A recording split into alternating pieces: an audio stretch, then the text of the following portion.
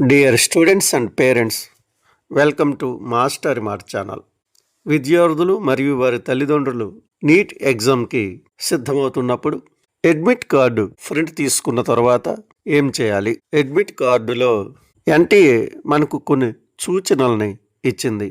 వాటిని మనం తప్పనిసరిగా చదువుకోవాలి. చాలామంది వాటిని చదవకుండానే పరీక్షకు హాజరవుతూ ఉంటారు. దానివల్ల చాలా తప్పులు జరుగుతూ ఉంటాయి. పరీక్ష హాలుకు ఎప్పుడు వెళ్ళాలి, ఏం తీసుకువెళ్ళాలి, ఏమి తీసుకువెళ్ళకూడదు, ఇలా అన్ని విషయాలు ఈ ఇన్స్ట్రక్షన్స్లో ఉంటాయి. చదవడానికి, అర్థం చేసుకోవడానికి చాలా సమయం పడుతుంది. కొన్ని అర్థం కాకపోవచ్చు కూడా. అందుకే మీరు ఇబ్బంది పడకుండా తెలుగులో మీకు అందించేందుకు ప్రయత్నం చేస్తున్నాను. నా ప్రయత్నానికి ఒక లైక్ చేయండి. ఈ వీడియో చివరి వరకు చూడండి. నచ్చితే సబ్స్క్రైబ్ చేసుకోండి. మీ అడ్మిషన్ వరకు నీట్ సంబంధించిన అప్డేట్స్ అందిస్తూనే ఉంటాను. మీ అడ్మిట్ కార్డులో అంటే హాల్ టికెట్లో మొత్తం 23 సూచనలు ఉన్నాయి. వాటిని వరుసగా తెలుసుకుందాం. నేను ఇంగ్లీష్లో ఉన్న ఇన్స్ట్రక్షన్స్ చదవను. దానివల్ల వీడియో లెంత్ పెరిగిపోతుంది, మీకు విసుగు వస్తుంది. నేను తెలుగులో ఇన్స్ట్రక్షన్స్ చదువుతాను. 1 అని చదివితే అది ఇంగ్లీష్లో 1 అని అర్థం చేసుకోండి. 1వ ఇన్స్ట్రక్షన్, అడ్మిట్ కార్డులో ఎదురుగా సూచించిన సమయానికి అభ్యర్థి కేంద్రంలోకి చేరుకోవాలి. అంటే అడ్మిట్ కార్డులో రిపోర్టింగ్ టైం 11 గంటలని, క్లోజింగ్ టైం 1:30 ఖచ్చితంగా రాసి ఉంటుంది. ఆ సమయం మధ్యలో అభ్యర్థి కేంద్రానికి చేరుకోవాలని అర్థం. 2వది, గేట్ మూసివేసే సమయం తర్వాత ఏ అభ్యర్థిని కేంద్రంలోకి అనుమతించకూడదు. గేట్ మూసివేసే సమయం 1:30. ఖచ్చితంగా 1:30 గేట్లు క్లోజ్ చేస్తారు. ఆ తర్వాత ఎవరిని లోపలికి అనుమతించరు. కాబట్టి గేట్ మూసే సమయానికి ముందే అభ్యర్థి పరీక్షా కేంద్రంలోకి చేరుకోవాలి. 3, పరీక్ష ముగిసేలోపు ఏ అభ్యర్థిని పరీక్ష గది లేదా హాల్ నుండి బయటికి వెళ్ళడానికి అనుమతించకూడదు. పరీక్ష 5 గంటలకు ముగిసిపోతుంది. 5 గంటలకు మాత్రమే విద్యార్థులను బయటికి విడిచిపెడతారు. అంతకంటే ముందు 1 నిమిషం కూడా ఏ అభ్యర్థిని బయటికి విడిచిపెట్టరు. దానికి అనుమతించకూడదని తెలియచేస్తుంది. 4వ ఇన్స్ట్రక్షన్, పరీక్ష పూర్తయిన తర్వాత దయచేసి ఇన్విజిలేటర్ సూచనలను గ్రహించండి, సూచనల కోసం వేచి ఉండండి మరియు సలహా ఇచ్చే వరకు మీ సీటు నుండి లేవకండి అని చెబుతుంది. అభ్యర్థులు ఒక్కొక్కరు మాత్రమే బయటికి వెళ్ళడానికి అనుమతించబడతారని తెలియచేస్తుంది. ఎగ్జామ్ రాసిన వెంటనే, బెల్ అయిన వెంటనే లేచి వచ్చేయకూడదు. సలహాలను, సూచనలను ఇన్విజిలేటర్ చేసిన తర్వాత ఒక్కొక్కరు బయటికి రావాల్సి ఉంటుంది.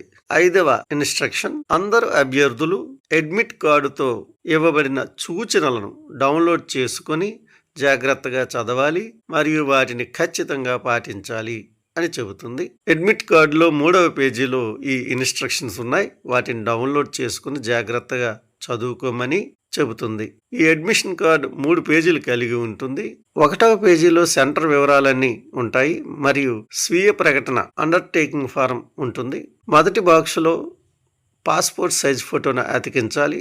2వ బాక్సులో లెఫ్ట్ హ్యాండ్ థంబ్ ఇంప్రెషన్ వేయాలి. 3వ బాక్సులో సంతకం చేయకుండా ఖాళీగానే పరీక్ష హాలుకి తీసుకువెళ్ళాలి. 2వ పేజీలో అండర్టేకింగ్ ఫారం ఉంటుంది. పోస్ట్ కార్డ్ సైజ్ ఫోటోగ్రాఫ్ని అతికించాలి. ఇందులో కూడా సంతకం చేయకుండా తీసుకువెళ్ళాలి. 3వ పేజీలో అభ్యర్థుల కోసం ముఖ్య సూచనలు ఉన్నాయి. అభ్యర్థి ఈ 3 పేజీలను డౌన్లోడ్ చేసుకోవాలి, పరీక్ష హాలుకి తీసుకుని వెళ్ళాలి. 7వ ఇన్స్ట్రక్షన్, అడ్మిట్ కార్డు తాత్కాలికమైంది. సమాచారం బులెటిన్లో ఇచ్చిన షరతులను సంతృప్తిపరచడానికి లోబడి ఉంటుంది. 8వ ఇన్స్ట్రక్షన్, పరీక్ష రోజున ఎటువంటి సమస్య ఎదుర్కోకుండా ఉండడానికి అభ్యర్థులు పరీక్షా కేంద్రాన్ని 1 రోజు ముందుగానే ధృవీకరించుకోవాలని సూచించారు.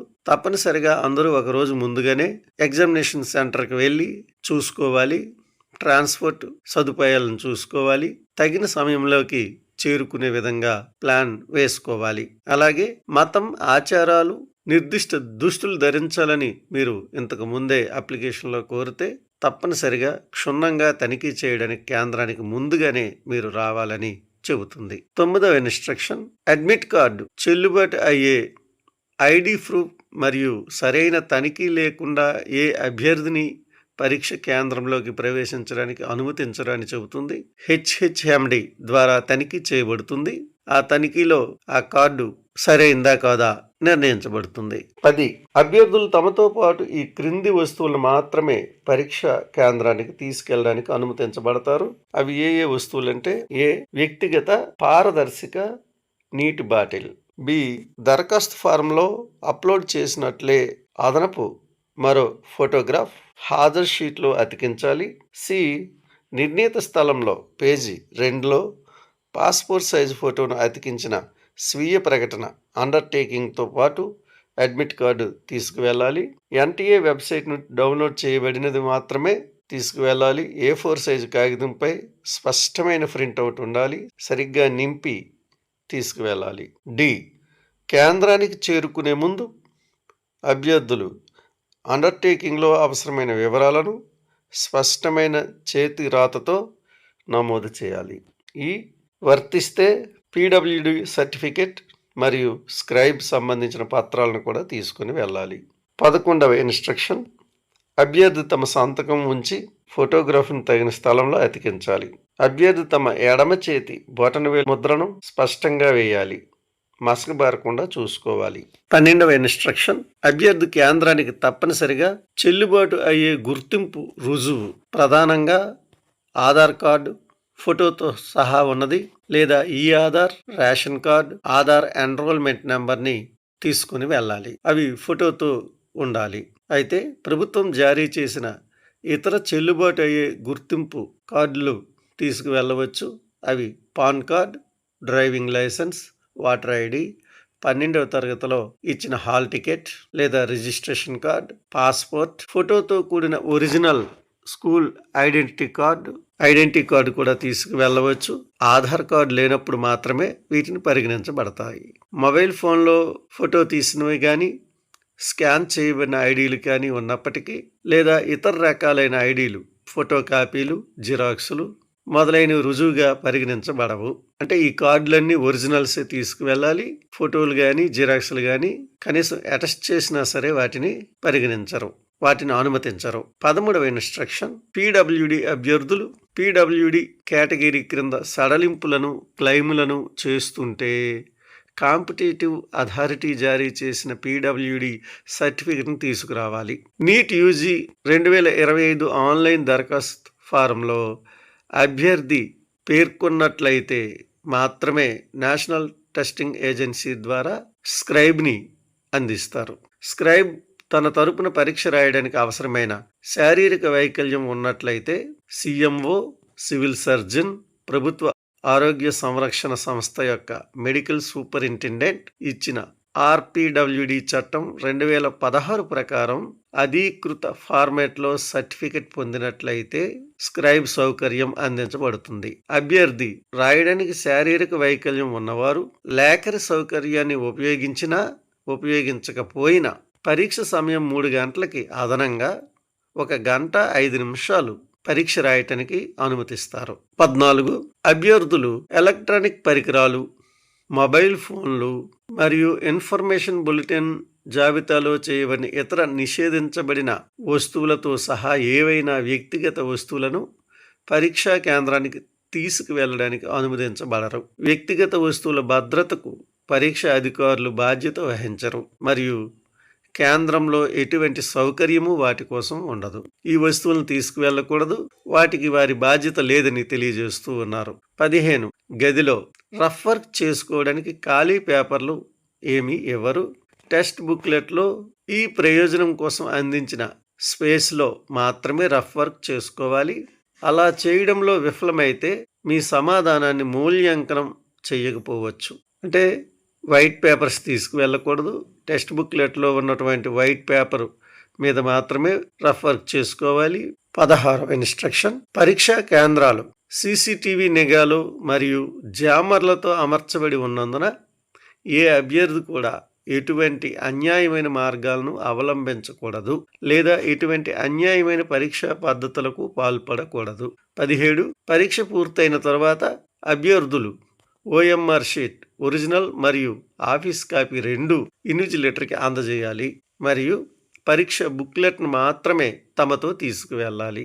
స్టూడెంట్ సమర్పించిన ఓఎంఆర్ షీట్లోని స్టూడెంట్ యొక్క సంతకం ఇన్విజిలేటర్ సంతకం ముందుగా నిర్ణయించిన ప్రదేశాల్లో ఉండేలా చూసుకోవడం కూడా అభ్యర్థి బాధ్యత. ప్రతి స్టూడెంట్ తన ఓఎంఆర్పై ఇన్విజిలేటర్ సంతకం చేశాడా లేదా, తను సంతకం చేశాడా లేదా దాన్ని సబ్మిట్ చేసే ముందు ఒకసారి సరిచూసుకోవాలి. 18వ ఇన్స్ట్రక్షన్, పరీక్ష ప్రారంభమైన మొదటి గంట మరియు పరీక్ష చివరి అరగంట వరకు బయో బ్రేక్లు అనుమతించబడవు. అంటే వాష్రూమ్కి వెళ్ళటానికి కానీ, వాటర్ తీసుకోవటానికి బయటకు వెళ్ళటానికి కానీ, పరీక్ష ప్రారంభమైన మొదటి గంట వరకు అంటే 1 అవర్ వరకు మరియు లాస్ట్ హాఫ్ అన్ అవర్ ఎటువంటి పర్మిషన్స్ ఇవ్వరు, ఈ మధ్యలోనే ఇస్తారు. 19 బయోమెట్రిక్ హాజరు మరియు ప్రవేశ సమయంలో చేసే తనిఖీ మాత్రమే కాకుండా అభ్యర్థులు టాయిలెట్లకి విరామానికి వెళ్ళి వచ్చాక కూడా మళ్ళీ తనిఖీ చేస్తారు. బయోమెట్రిక్ హాజరు మళ్ళీ తీసుకుంటారు. కాబట్టి మధ్యలో బయటికి వెళ్లకుండా ఉండటమే మంచిది. 20 అభ్యర్థులు అన్ఫెయిర్ మీన్స్ వేషధారణ మొదలైన వాటికి పాల్పడకూడదని సూచించబడింది. అన్ఫెయిర్ మీన్స్ ఉపయోగిస్తున్నట్లు తేలిన అభ్యర్థులు ఎన్టీఏ నిర్వహించే అన్ని పరీక్షల్లో హాజరు కాకుండా నిషేధించటంతో సహా కఠినమైన చర్యలకు బాధ్యత వహిస్తారు. 21 అభ్యర్థికి ముఖ్యమైన సలహాలు. పరీక్షల సమయంలో మరియు తర్వాత అన్ని కేంద్రాల్లో అభ్యర్థులు అన్యాయమైన మార్గాలు లేక మోసం చేసే ప్రవర్తన యొక్క సంభావ్య వినియోగాన్ని మ్యాప్ చేయడానికి ఎన్టీఏ ఏఐ ఆధారిత రియల్ టైం విశ్లేషణాత్మక సాధనాలను సాంకేతికతను ఉపయోగిస్తుంది. ఆధారాలతో మాల్ ప్రాక్టీస్ నిర్ధారించబడడానికి ఏఐ సాంకేతికను ఉపయోగించి సీసీటీవీ రికార్డింగ్లు విశ్లేషించబడతాయి. కృత్రిమ మేధస్సు ఆధారిత సాధనం ద్వారా ఎన్టీఏ మోసగాళ్లను పట్టుకుంటుంది.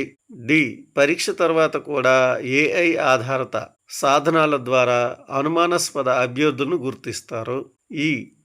పరీక్ష ప్రక్రియ మొత్తం యొక్క సమగ్రతను నిర్ధారించడానికి కృత్రిమ మేధస్సు ఆధారిత వ్యవస్థల ద్వారా పరీక్షా కేంద్రాలను నిరంతరం పర్యవేక్షిస్తారు.